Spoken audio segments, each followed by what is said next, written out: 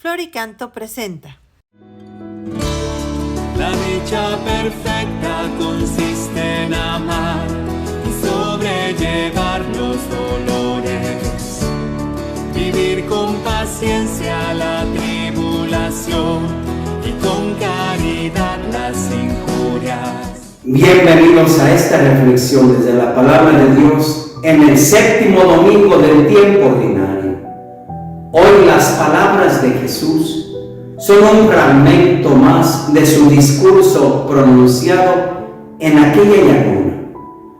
De entrada encontramos 4 verbos que son 4 actitudes en una forma de vida y que, por cierto, no son recomendaciones, sino que son imperativos, son mandatos.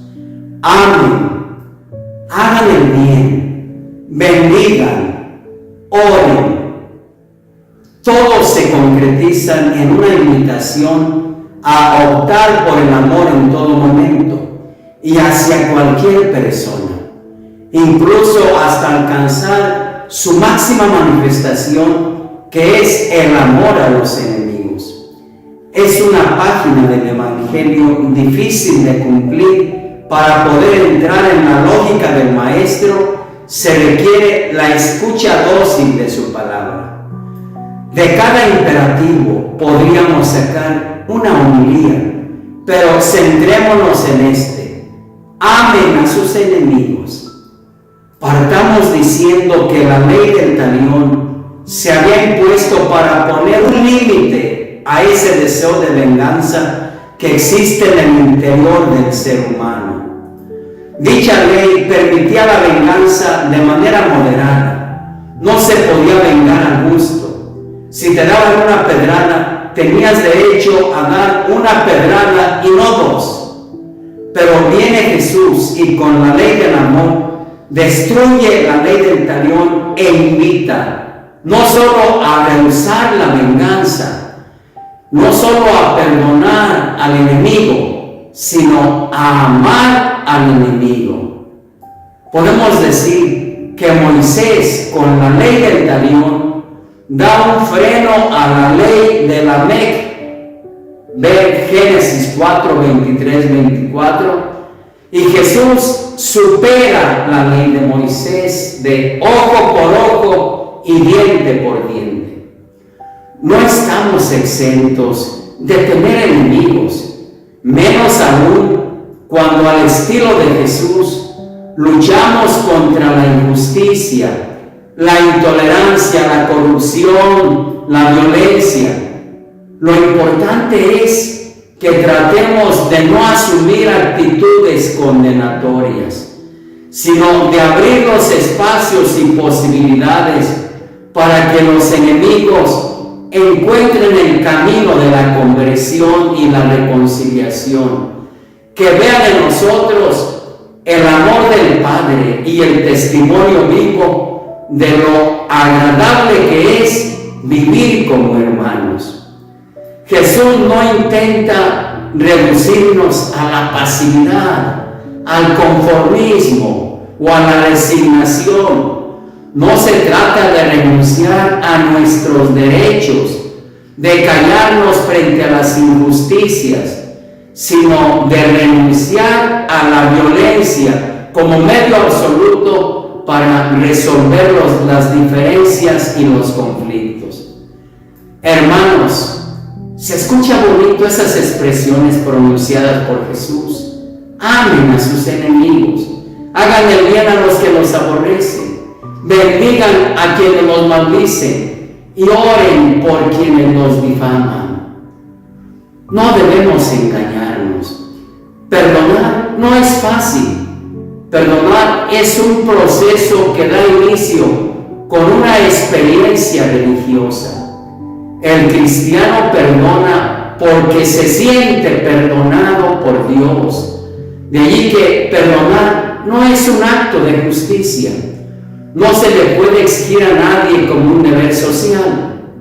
El perdón no depende de condiciones previas. El perdón no exige nada, no reclama nada. El perdón simplemente se da. El amor todo lo perdona. Para llegar al perdón es necesario entender y aceptar los sentimientos de ira, rebelión o agresividad que nacen en nuestro interior cuando nos sentimos ofendidos por alguien. Es normal, estamos heridos. Las ofensas o las heridas que otros nos causan arrancan nuestra paz interior y surgen los sentimientos de venganza como algo muy natural. Como el perdón no es fácil, mencionaré unos pasos que deben ayudarnos para lograr el perdón. Primero, tomar la decisión de no vengarse.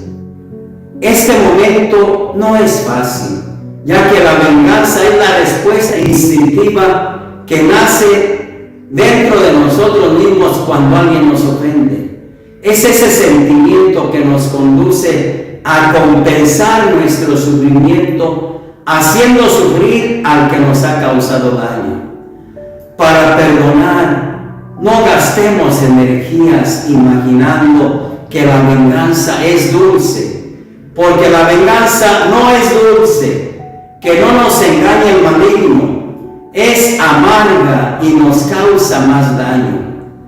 En este paso mostramos que tenemos control para manejar nuestros sentimientos y para dirigir nuestros pensamientos. Somos capaces de decidir. Segundo, tomar la decisión de no alimentar el resentimiento. No permitamos que el odio se instale en nuestros corazones.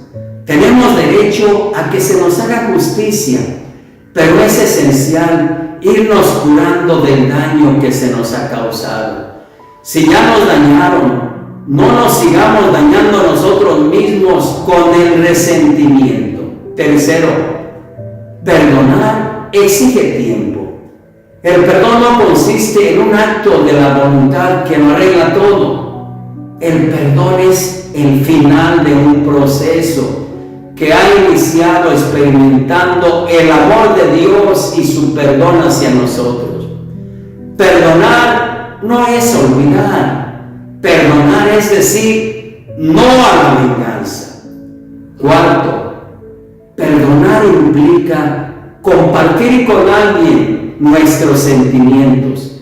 Perdonar no quiere decir olvidar el daño que nos han causado, pero sí es dejar de seguirnos dañando a nosotros mismos. Quien llega a perdonar recupera la paz que había perdido. Hermanos, hoy nos ha tocado un tema muy difícil de practicar.